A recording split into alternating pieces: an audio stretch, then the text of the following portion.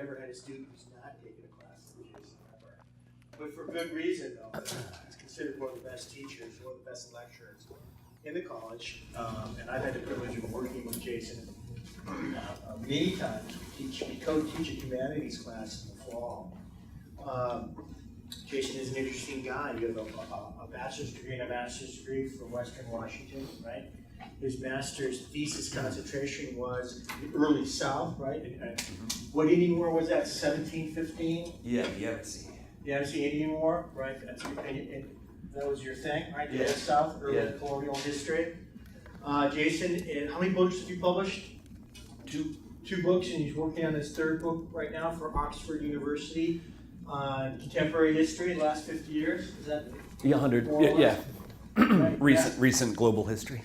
Can we talk about your night job at all here? Sure, anything. You're also with the Sheriff's Department, aren't you? What county?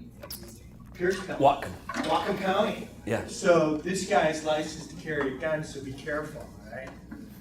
Just rubber band guns. That's right. Yeah. Diverse and interesting guy, and I'm excited to hear the lecture today. So let's give a little warm welcome for Jason Remmer. Thank you for having me. I'm looking forward to this. Not that this would be relevant to you other than that it will be relevant for the next hour. I gave this lecture once before, and it's funny when you try to make something fit that doesn't fit. So there's probably a piece of the title that has to do with technology, right? And generally speaking, I'm going to jettison that. When I walked out of the lecture the last time I did it, I realized that I had tried to accomplish too many things that didn't have enough to do with each other. But the notion of the Faustian bargain is what's been driving your class thematically, and that's absolutely still here in place, right? So let me ask you one question and any of you will do. I want to be able to geolocate my thinking based on your best summary of this. How have you approached the notion of the Faustian bargain so far this quarter? If you were to summarize that in a sentence or two, what might you say about it? Even if you end up having to rely on Professor Fisher over here, right, for the answer. But I'll give you all a second to gather your thoughts. Yeah, give it a shot. What's the Faustian bargain mean to you in the 2.5 weeks that you've spent looking at it?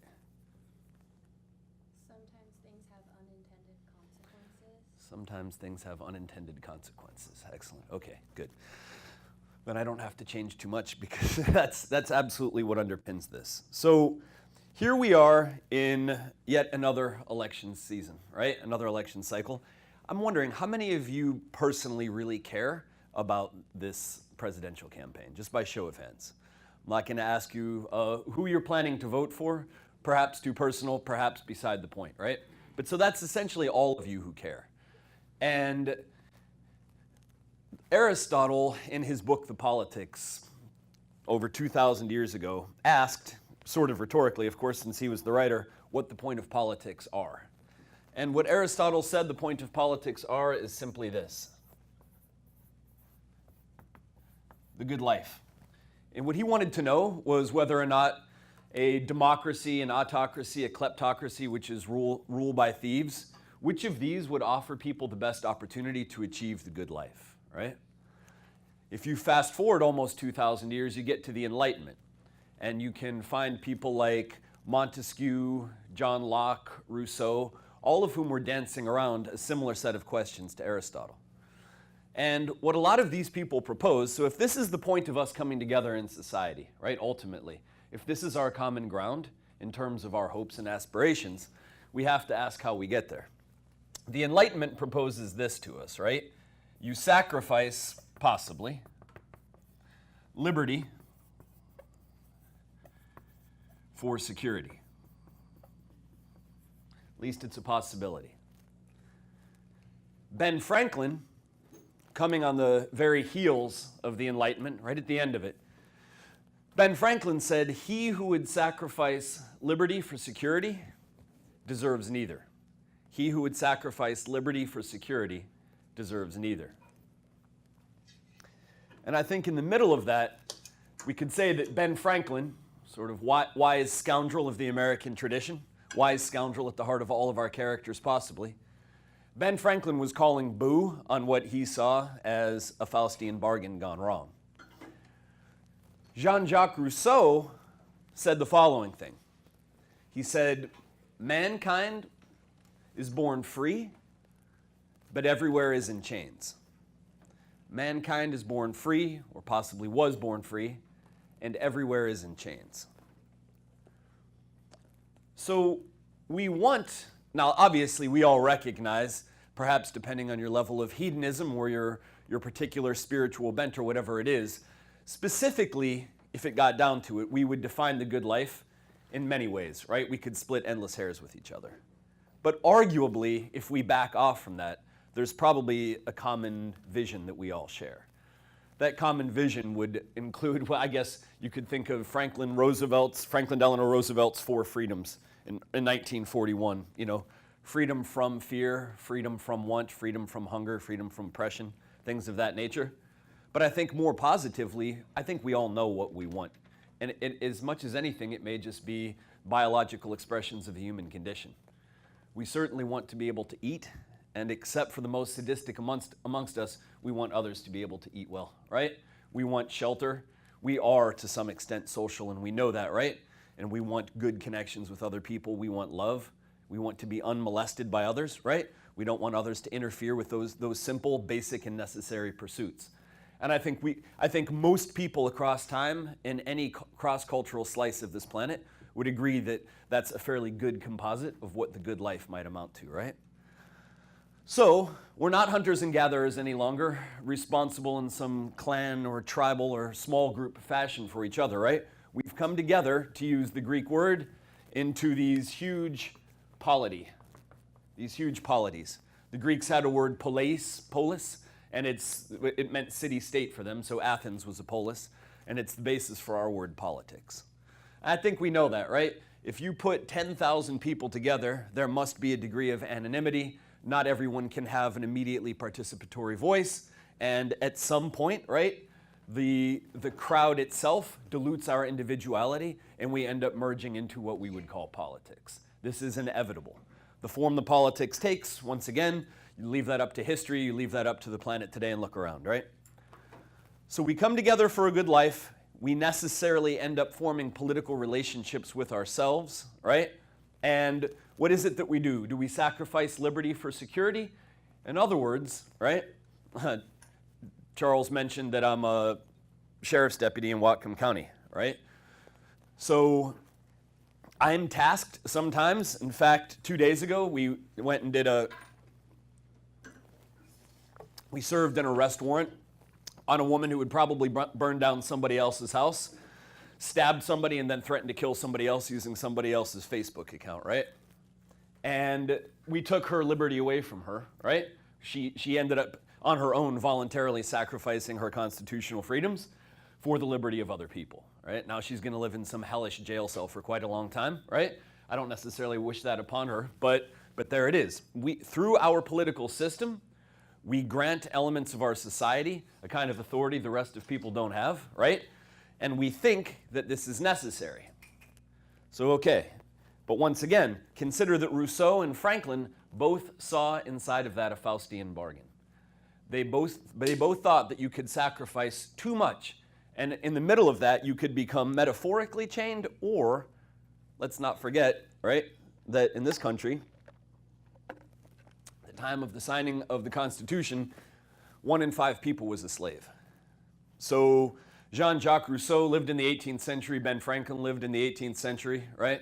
They both knew quite well just how literal, those chains could be for people. 1 in 5 people. Did you know the Capitol building of the United States was built by slaves, rented from their owners in Maryland for $5 a day? Did you know in Washington, D.C. in 1850 there were slave pens that you could hear people crying out for help while members of Congress were debating the fine points of freedom, right? Just a side note, but not necessarily unrelated, this country has for a long time purveyed a sly lie to itself that we were founded on freedom. And of course, the Faustian bargain here is evident, but I don't know if it's much of a bargain if you bargain other people's lives, right? It's not really much of a risk if you go to Vegas and roll the dice while you're taking somebody's wallet out of their pocket, right? And that's basically what slavery was. So a lot of people want to think that this country was founded on freedom, and it absolutely was, and it absolutely was not. at exactly the same time. Seemingly paradoxical, but not. Okay, now, back to this. The title of this lecture, do you remember what it was? More or less, sort of the big title, right at the heart of it. Totally unoriginal of me. Thanks, Obama. Right? Okay. So what's the whole? What is Thanks, Obama? There. Good. So when people today, it's a joke, right? But it's a nasty joke. Well, like almost every president that something bad has happened, everyone like blames the president. Okay, sure. Yeah, thank you. At the very heart of that comment, right? Thanks, Obama, is the notion that everything bad that's happened is because of the president, right? And of course, it's been taken to such foolhardy lengths that, I remember the first GIF I saw of Thanks, Obama. It was really beautifully done. It was a Vine, basically, right? Some guy's walking out to his car with a coffee in one hand and his work papers in the other, and his legs get tangled up inside of a garden hose, and he trips, and pokes his eye out, and his coffee goes everywhere, tumbles over his hood. Good physical comedy, right? 4 or 5 seconds long. And then, of course, it scrolls across the bottom, Thanks, Obama, right? And I think what it really evidences is that it could only be turned into a joke like that because it had been used so seriously for so long, right? As a set of, I would argue, baseless accusations. Let me back up, remind you of where I've been, where we've been for the last 10 minutes, and then take you into the heart of this thing. And I'm going to be much more honest for the next 40 minutes than I almost ever am in front of a classroom. And I'll reveal my bias when I get into it. The quick summary of the last 10 minutes is that we recognize that politics are necessary, even if aggravating, right? We recognize that they're necessary and that they have a set of objectives. And if nothing else, those objectives are to keep society moving in ways that smaller groups can't achieve, right? In other words, the state of Washington can't build a federal highway system. So we need the federal government. You get it, right? The best set of objectives, once again, is the good life. So we have political systems, and we know that they're here to stay. Now, if we zoom back forward to Obama, there's something, I would say, tragically ironic about this country. The tragic irony of our country is that we have spent the last 70 years invading other countries without their invitation, toppling democratically elected leaders, for instance, Mohammad Mossadegh of Iran in 1953, Jacobo Arbenz in Guatemala in the 1950s. The list is nearly endless, right? We have meddled in other people's systems purporting to want to support democracy, right? As though democracy itself is the guarantee of the good life, that other people should only know that. But people in this country, and here's the tragic irony, have learned to hate politics. Congress has an approval rating that's around 10%. People blame President Obama for everything that happens in their lives. People have been willfully taught to despise the very thing that is necessary. Meanwhile, once again, right, we have utilized our military, sometimes for great good, but sometimes for the ironic opposite of that which we claim is so wonderful and necessary. So how did we get there? How did we get to the point where we have I remember, well, sorry, I was going to go off in a tangent. I remember 10 years ago when I was pretty early into this career, reading that there were more people in this country, it was a good study that had just been done, a big survey. There were more people in this country who thought that people get kidnapped by aliens than that climate change is happening because of human behavior, right? As a side note, that could explain a whole lot of things by itself. So I told you I was going to be more honest than I usually am. But I am only willing to do that once again if I reveal my bias. I think that a revealed bias is no bias at all, right? Let me explain that before I tell you what I'm going to reveal. Nothing big, right? I'm actually an elephant. I thought you looked strange. I would find it unacceptable for a teacher to come in and have a secret agenda and have a curriculum bent around that agenda without ever revealing it, right? I would consider that an unacceptable bias. But I think on the other hand, and here this is just going to be a political revelation, I think for a teacher to say, the choices I make as your instructor, I'm only your instructor for the next 45 minutes, but the choices I make as your instructor are informed by my political inclinations, which is inevitable. You can't help it, right? And I'm not trying to convince you to agree with me. In fact, I hope you disagree with me, but I will let you know where I come from. I think that's totally acceptable, right? I think it's unacceptable for me to try to make you me. That's no good. But I think if I tell you, here's who I am and here's why I think the things I do, professionally speaking, here's where the last 25 years of studies have taken me, I think that's good, right? If I explain my thoughts to you and you find them abhorrent, that's important, that's useful to you, right? If I explain my thoughts to you and you find them worth considering, even once again, if only to disagree, I find that more useful than some feigned attempt at wishy-washy neutrality. So here's who I am. I am deeply liberal. Deeply liberal. I also have, by the way, though this isn't necessary to say, a great hardcore set of deeply conservative friends. So it's usually not personal for me, right? All the cops I work with are about as conservative as you can get, right? And my family is off the charts conservative, except for my mom and dad. So some of the best people I know. But I think that they're politically asinine, right? Absolutely. I think they're totally wrong-headed. And that's cool. We were at a training session recently, 8-hour crisis intervention training session, and the teacher was learning how to deal with people with severe mental issues who have entered a state of rage, right? And how do you, as a person with a badge, address these people? And the guy was trying to make a point about how we interact in stressful situations, the teacher was, and he said, how many of you are conservative? It was like 90% of the room, right? And I remember when he said, how many of you are liberal? I was like, oh my God, right? Put your hand up, put your hand down, right? Hide as quickly as possible. And he said to the conservatives in the classroom, he said, what do you think about liberals?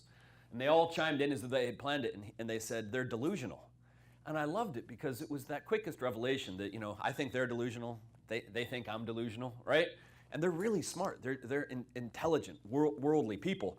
And I loved considering in that snap flash, wow, I love that I'm delusional to somebody, right? It's kind of exciting. And then I also thought more seriously, absolutely possible that all the ideas that I've developed over a 25-year period are completely wrong, right? I trust these people, I know them, and it was good to be able to consider that, right? And then go back to thinking that they were delusional. So, I am intensely liberal, and what I mean by that will be revealed now in what I have to say. I think that politics are necessary, and I think that politics can help us to achieve a good common basis for progress. Progress must and should include tradition, right? There are a lot of things that our ancestors, our parents, our grandparents learned to do well, right? Inherited from previous generations. So by progress, I don't mean jettisoning everything that previous generations ever figured out, right? Just so we can bury our heads in our phones thinking that that's where all the answers lie. But by progress, I mean, once again, let me step back. We used to have 1 in 5 people in this country who was a slave, right? That was 500,000 out of 2.5 million people. By 1860, that was 4+ million people who were enslaved. They could be raped anytime their owners wanted to. They often were. Women who gave birth well were called breeders, and they were forced to have sex with big, strong men so that they could have strong babies that would make them money, right? They could be killed with impunity. So if we agree that's not acceptable, and we ask how that system ended, it ended through the Civil War, though the Civil War wasn't fought to achieve that at first, but that is the end result of it, right? And then the 13th, 14th, and 15th Amendments, which are representative of our political system, outlawed slavery and tried to guarantee true civil rights for African Americans in this country, right? But what happened? Die-hard racists who lived everywhere, but were certainly more openly concentrated in the South, spent the rest of their lives creating domestic terrorist organizations like the Knights of the White Camellia and the Ku Klux Klan. And they preyed and fed like vampires on free black people everywhere. On average, depending on the year in question, there were sometimes as many as 1 hanging a week in this country. 90% of them were done to black men, right, who had committed no crimes. Railroad companies would deliver sometimes thousands of people to a field where one black man was going to be hung, and people would bring their families, they would bring their children. Sometimes instead of hanging the man, they would build a funeral pyre. They would put a black man on top of a bunch of wood, and before he died, they would cut off his penis, his lips, his nose, his tongue, and they would hand them out as souvenirs. This is with children present. And there were pictures that were taken, and people would take pictures of a black man screaming while he burned after his penis had been cut off, and then they would take pictures and turn them into postcards and say to their family members, "Sorry you missed the barbecue." So I would say if you move from slavery into sadistic terrorism, there is a lack of progress present. So how did our ancestors, how did our country, quote unquote, how did we move past that? First of all, we didn't entirely. The country is still deeply racist, right? But it's not as openly racist. People can't usually get away with something like that. So how did we move past it? We moved past it through a union of civilians' behavior, which is to say the civil rights movement, which included everybody. Tall people, short people, black people, white people, brown people, Native Americans, immigrants, right? Working together to put laws into place through our political system, right? Making sure to try eventually to elect people who would represent the opposite of that kind of thing, right? So it was people and their government working together. And I look at that and I think, in my mind, that's liberal. And you could be a liberal Republican or a liberal Democrat. In my mind, I would call stopping domestic terrorism against black people a liberal behavior. I would call that progressive. That's how I'm choosing to use that word, right? And now, take into consideration this.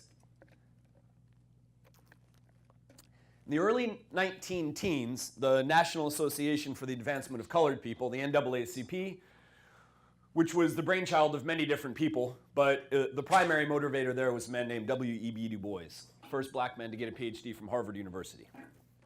In the 19-teens, the NAACP made it an objective to try to get federal anti-lynching legislation passed through Congress.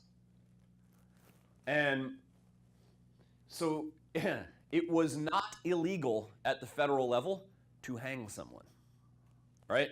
A lynch mob. And Southern Democrats in the Senate refused to allow that kind of legislation to ever come up for a conversation in the Senate, right?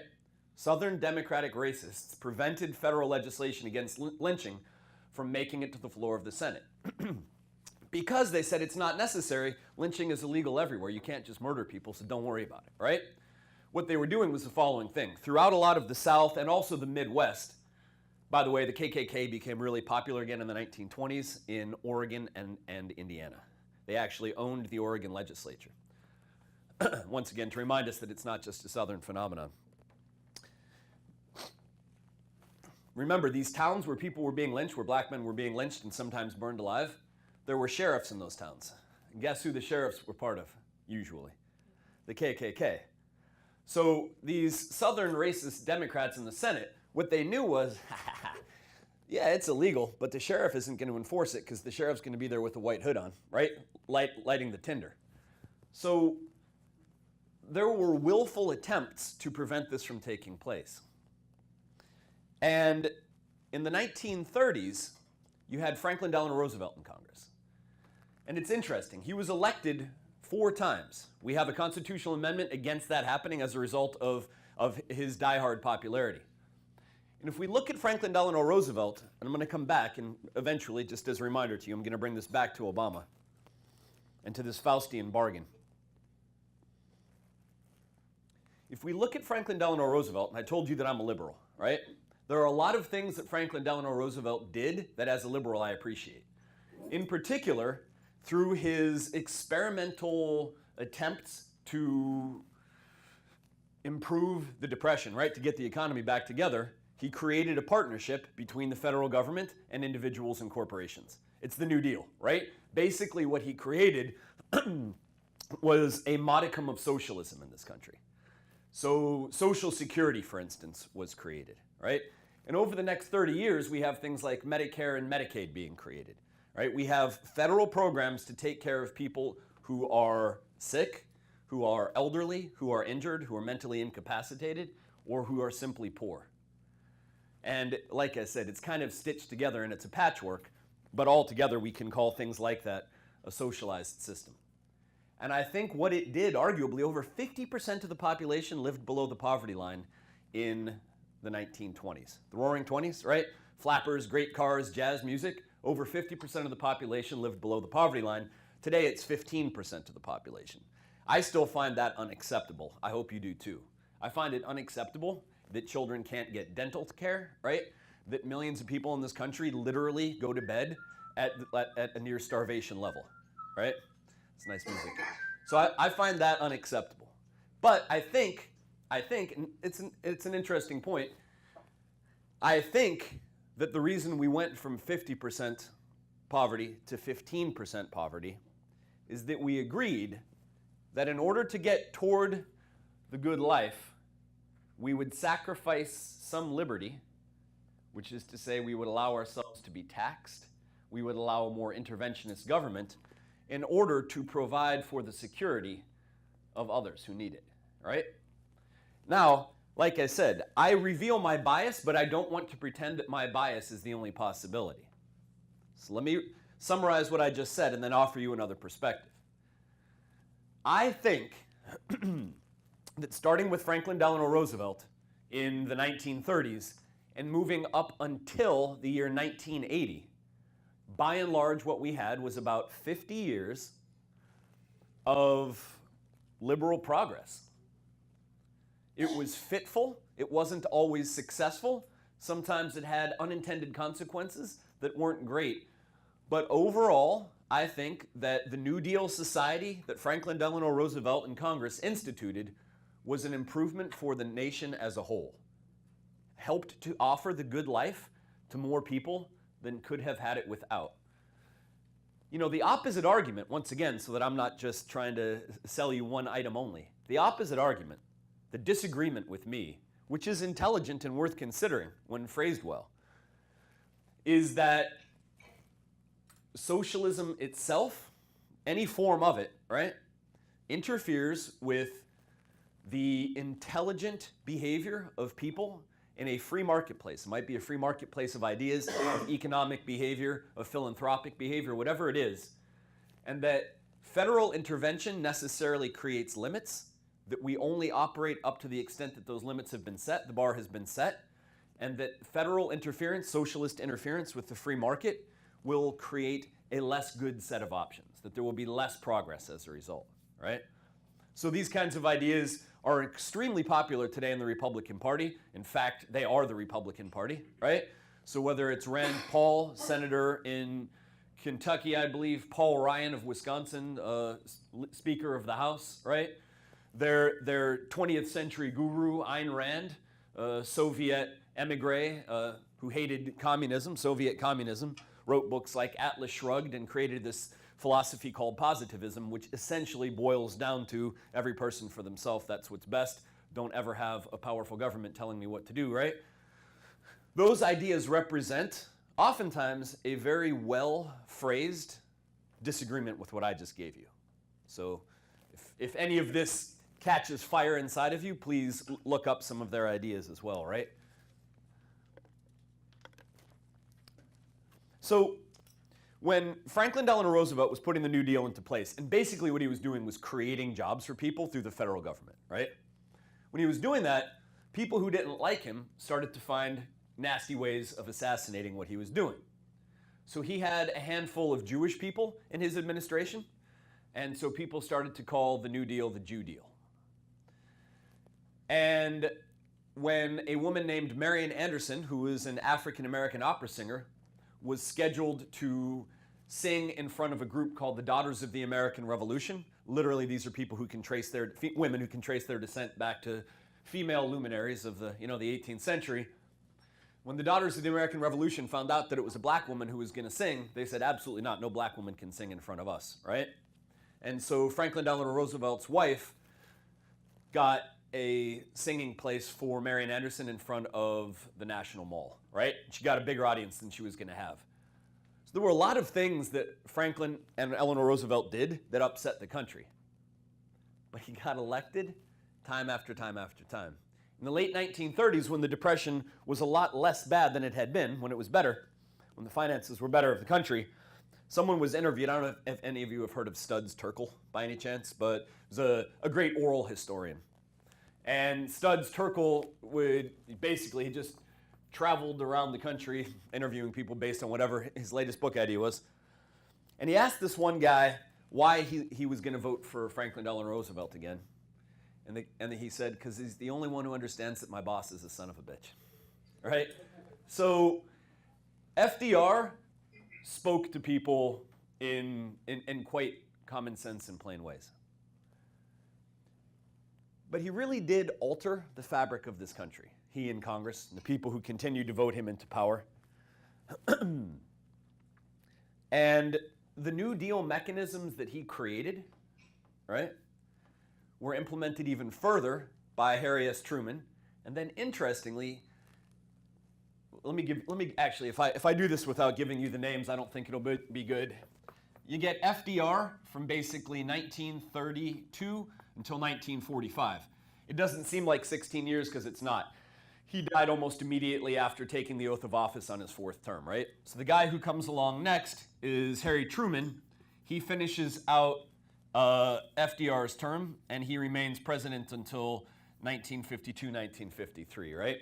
The guy who comes along after that is Eisenhower, usually known as Ike, right?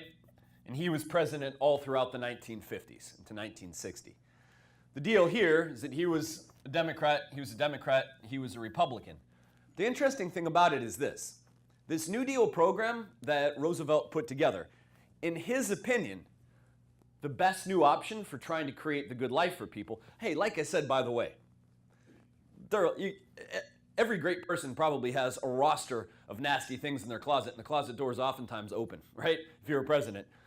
So FDR, for example, right, he passed Executive Order 9066, which was the internment of Japanese Americans on the West Coast. It was just flagrantly racist and a complete removal of people's civil rights. 2/3 of those 110,000 Japanese Americans were born in this country. They were U.S. citizens, right? And they altogether lost over $20 billion of property, right? They were put into horse stalls to start with, right, at county fairgrounds before they were put inside of barbed wire encampments with guards aiming guns at them. And then they were asked to fight in World War II to show their patriotism. And there was a group of vegetable growers in California at the time, the California Vegetable Growers Association. It was an all-white group, and they were pushing for internment. By the way, FDR called it a concentration camp. We just get uncomfortable with that now, right? So we pretty it up by calling it an internment camp. Anyway, these California vegetable growers took out an advertisement in a San Francisco newspaper close to the front page. And they said, hey, we're being accused of wanting to get rid of the Japanese because we're racist, and it's true, right? We don't like the Japs. We want them to get stuck in a camp. And you don't like that, but you won't even remember them the day after they're there, right? So they said, let's not pretend this has to do with security. We just don't like them, right? So FDR signed that into place. My point here being, once again, I'm trumpeting him as some kind of hero, and in fact, I also think he was some kind of scumbag. But nonetheless, I think he did put into place a necessary corrective to the rampant disregard for intelligent policies that typified the capitalist marketplace of the 1920s. In other words, we had businesses accidentally colluding to destroy the economy, and of course also the personal behavior of millions of Americans who were foolishly investing their money when they didn't really have it, blah, blah, blah, blah, blah. The point is, I think what the New Deal did was correct a negative drift in capitalism and keep it afloat. Funny thing is, I also think capitalism's horrible, right? Capitalism is the engine that we are using to chew through the planet. At the rate at which we are currently going, if you think about the number of trees that get replanted every year compared to the number of trees that get cut down, 300 years from now at this rate, there would not be a single tree left on the planet, right? That is largely attributable to two things: capitalism, which prompts extra population growth, right? And understandably, everybody wants to live like an American, right? How much air conditioning can I get, right? How many cheeseburgers? How big can my car be, right? Woo! So on the one hand, FDR saved the thing that I abhor, but anyway, right? It's the system that we have, and I think he did a good job of it. So his New Deal policies were by and large replicated by Truman, but interestingly, Truman also proposed civil rights legislation in 1947. He proposed the first Civil Rights Act in over 50 years. And Southern Democrats, the same ones who had been fighting to stop anti-lynching legislation from making it into the Senate, left the Democratic caucus. They called themselves Dixiecrats, and they moved toward joining the Republican Party. The Republican Party was created in 1856-ish, and it led to Abraham Lincoln being president, who helped to prosecute the Civil War and was at the spearhead of ultimately trying to eradicate slavery, though that hadn't been his original intention. The Republican Party fought to reform the South, reconstruct it, after the Civil War. It was a liberally progressive political party. In my opinion, they were angling for the good life for more people. They didn't want nasty Southern and Northern racists to be able to terrorize black people, right? But things change. And in the 1940s and 50s, Southern racists jumped ship because Harry Truman was the standard bearer of the Democratic Party, and they started to drift toward the Republican Party, and they helped to change the Republican Party. FDR, as I basically just indicated to you, was a low-grade racist. His wife, Eleanor Roosevelt, was racially progressive. She wanted people to live together as people, right? And I mentioned Marian Anderson. She pushed his agenda in a racially liberal direction.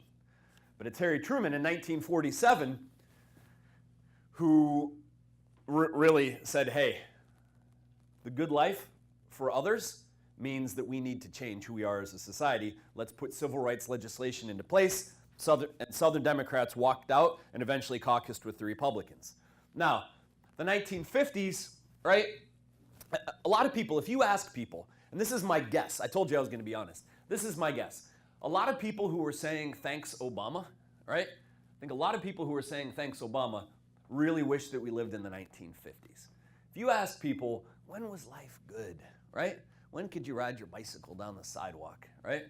People, I think, and when could you listen to crickets at night, you know, and have a barbecue, and God was good, and right, chicken was good. I think a lot of people are going to say the 1950s, man. It was safe, night, you know, quiet suburban neighborhoods. Dad coming home with his briefcase, mom giving him a glass of milk. It was actually a martini, but whatever, right?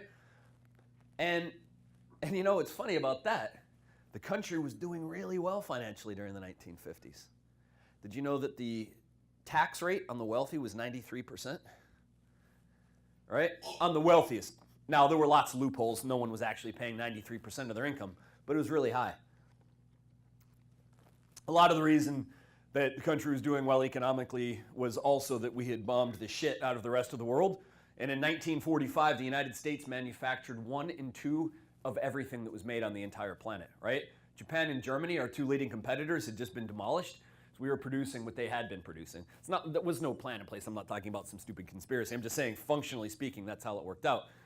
Also, people were having a lot of sex, and lots of babies means lots of diapers and cribs, and you know what? I mean, there was a lot of stuff to sell. It's called the baby boom. But in the midst of all of that, plenty, what Eisenhower did was basically maintain the New Deal Agreement. And the New Deal Agreement was that the federal government would do things that it didn't used to do. In 1954, the Federal Highway Act got passed. We get I-5 as a result of that, right? I-70, I-90, all of these highways. What do? They require us taxing ourselves more than we would like at any given minute so that we can have these roads that are good for the common good, for a good life. It helps business. It creates jobs while you're building them and maintaining them. It was a no-brainer.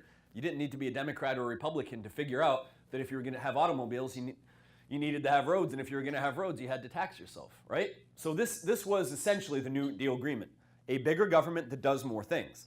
Now, Harry Truman's Civil Rights Act didn't get passed, and I told you that I think a lot of people who dislike Obama, I think a lot of them are saying, man, the 1950s.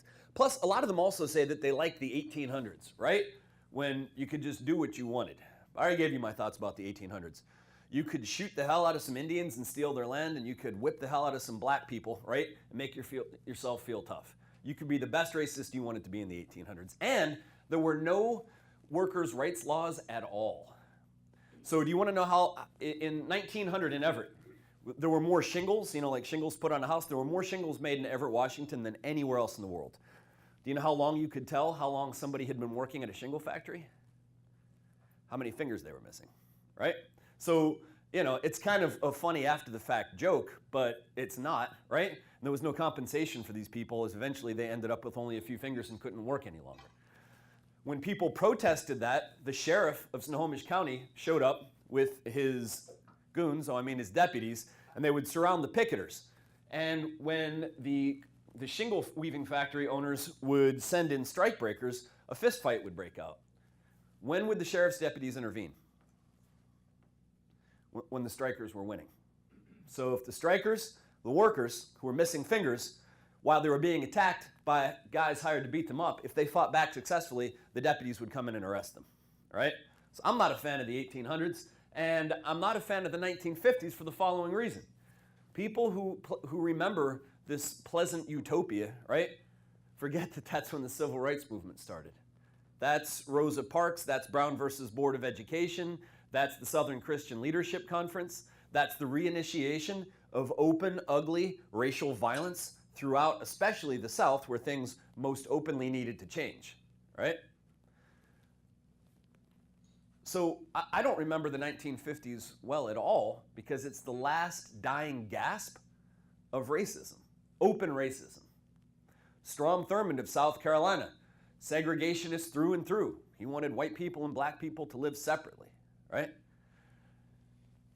Martin Luther King Jr. said to Dwight Eisenhower said, look, because Martin Luther King through his SCLC was saying we need to pass laws to protect African Americans from being destroyed like this, from having their bodies taken from them, right?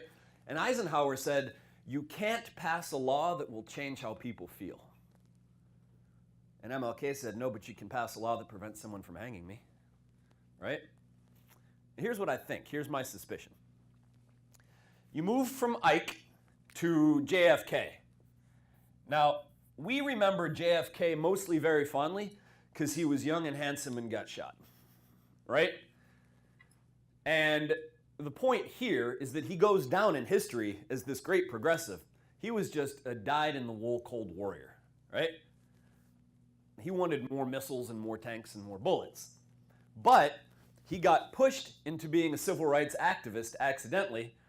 He sent one of his friends into the South on these freedom rides where white and black kids from the North and the South were riding on buses to try to remove segregation on interstate commerce, right? Anything that would travel across state lines. And his friend, who was there as an observer, got pulled off the bus by some KKK and beaten in the head with a lead pipe, right? And his skull was fractured, and JFK got a call from the hospital the next day, and he's like, you did what to my friend? All of a sudden, I'm a civil rights activist, right? So JFK, right? JFK starts moving in the direction of supporting civil rights, and then he gets killed, and Lyndon Baines Johnson, LBJ, becomes president. And in 1964, using JFK, by the way, this fascinating guy, he was a congressman from Texas. He was a Southerner through and through, but he had been the youngest ever Senate majority leader, right? As a kid, basically, he was running the Senate, and everybody knew him, and everybody owed him a favor, and he would sweet talk you, and he would bully you, and he would get your support for his laws. He also used to ride in the presidential limousine with the top down, and he would drink martinis, right? And there was a car behind him that had a bar in it, and there was a Secret Service guy who would jog next to the car. And when he was done with one of his drinks, he would just hand it, and that guy would run back to the other car, and they'd mix him up another drink and bring it back up to him, right? So anyway, that's LBJ. You know how we have nice trees on the sides of highways? That was his wife's doing, right? She was like, God, highways are ugly. Let's pretty this up. So lots of little changes that don't matter, right? And funny little stories. But LBJ, once JFK was assassinated, LBJ knew the country was so shocked and in such unified state of mourning, he could use that assassination as a quick platform to get something real done. And he, with Congress, got the Civil Rights Act of 1964 and the Voting Rights Act of 1965 passed. It was the first real civil rights legislation in 100 years, right? And the Voting Rights Act, basically, finally the federal government could come into a state that had set up districts that would prevent black people from getting someone elected whom they wanted, or places like Mississippi and Alabama, where in many counties, right, over 50% of the population was black, sometimes only 2.5% of the black population was registered to vote, right? They had been prevented from 100 years from enacting that part of their civil right, participating in the systems that might create the good life. So he got civil rights legislation passed, and you go back to Martin Luther King Jr., and he said, you can at least pass a law that will prevent somebody from hanging me. But here's my thought. I think this is what happened. I think that Eisenhower was wrong in the long run. You can pass a law that will make it illegal for someone to be hanged, and then 2 generations later, that will change how everybody feels. That's simplistic. It's much more complicated than that, but here's what I think. I think lots of people in this country realized that the right thing to do was to help the unfortunate, to help the needy, right? To help the weak. And they organized through once again, organizations. I'll just keep using the SCLC, right? The Southern Christian Leadership Conference. But it could be now the National Organization of Women, right? It could be La Raza, a movement for Latino and Latino rights. And there were lots of these civic organizations, people coming together in NGOs, non-governmental organizations. But all of them wanted the federal government to pass laws that would help to improve their lives. So how about some protections in place for people who pick our vegetables? How about some protections in place for people to be able to sit in an integrated fashion on a bus, right? And those laws got passed in the 1960s, and what happened? 2 things, oddly. If you can't act like a racist, maybe it's no fun to be a racist for very long, right? And you go to Georgia 5 years ago. It was a school in Georgia, a big school, that had always had 2 separate proms, one for the black kids, one for the white kids, right? And these kids in Georgia, finally, they told their parents, they're like, hey, we're gonna have an integrated prom. Their parents were the ones who said no. They were like, oh heavens, right? What if your skin touches? You know what I mean? You might get smudged. So the kids were like, yeah, whatever. And they had a prom.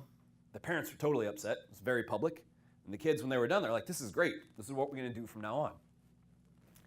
Your generation, most of you are considerably younger than me, your generation has overcome a lot of the ill traditions of the past. You've done it as people. My generation was part of it. We inherited some of these improvements from our parents' generation. There have always been civil rights activists. There have always been lots of good people, along with lots of really hard-edged, nasty people, right? And your generation is the beneficiary of this, of people angling toward the good life. And I've only got a few minutes left, and I'm going to wrap a whole bunch of things together. Hopefully I saved all the best for last.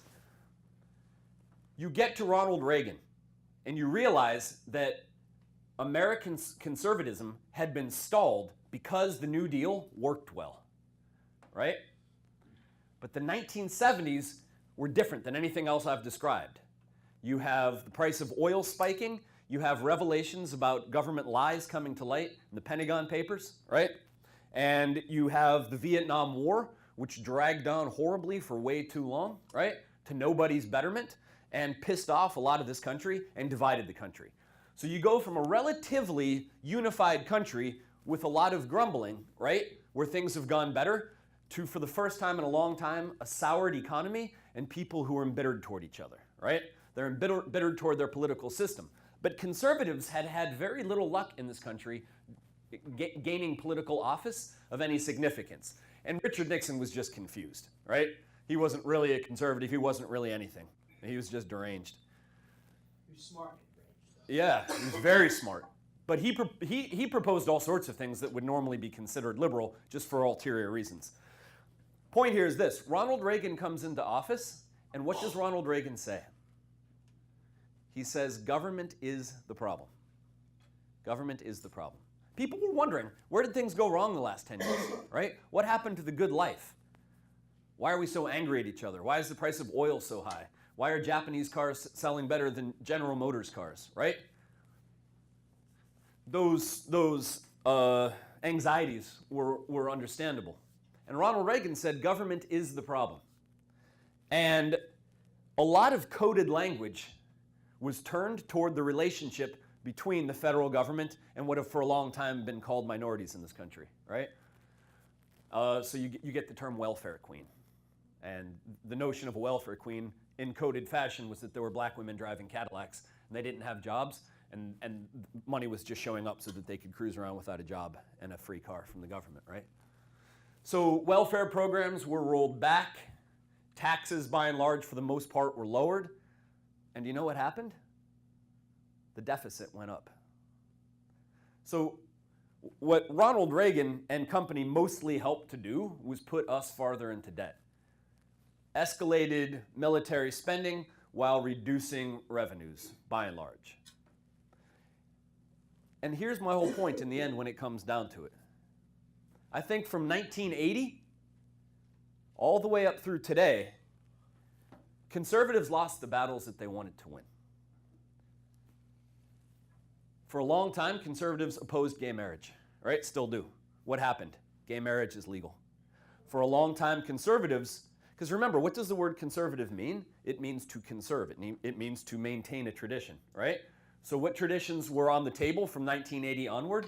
Opposition to gay marriage, opposition to integration prior to that, right?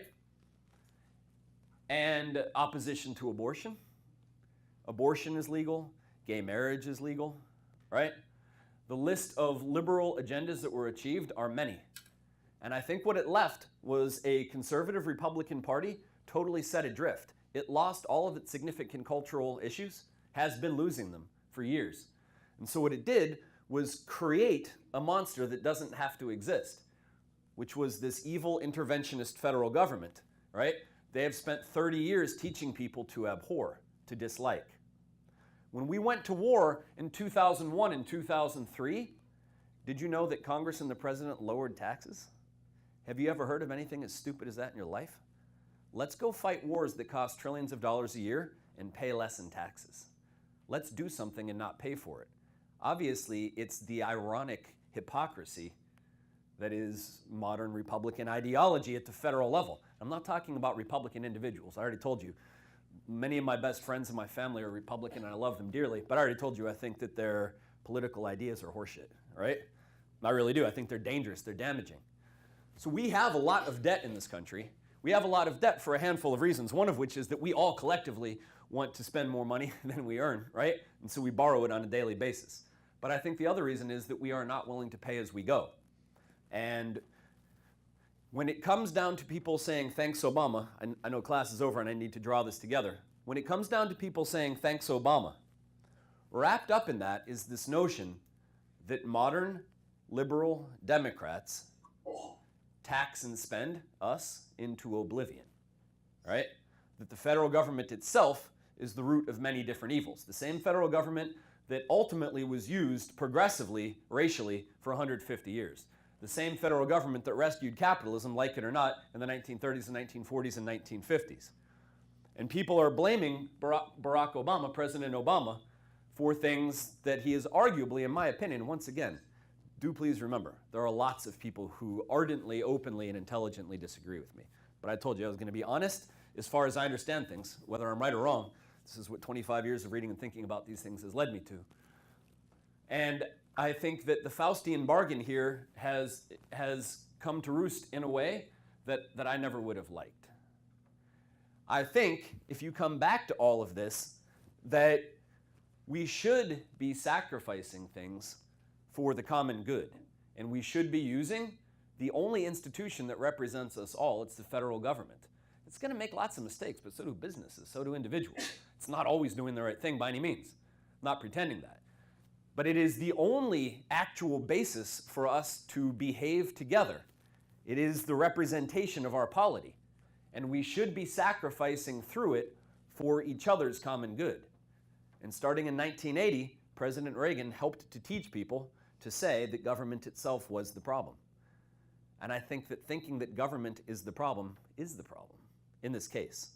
I could go on a lot longer about all of these things, but I at least made my case for you.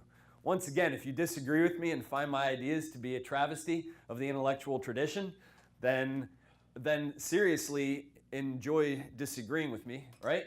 And if nothing else, I hope I gave you something significant to think about. Adios. Thank you, Jason. Thank you.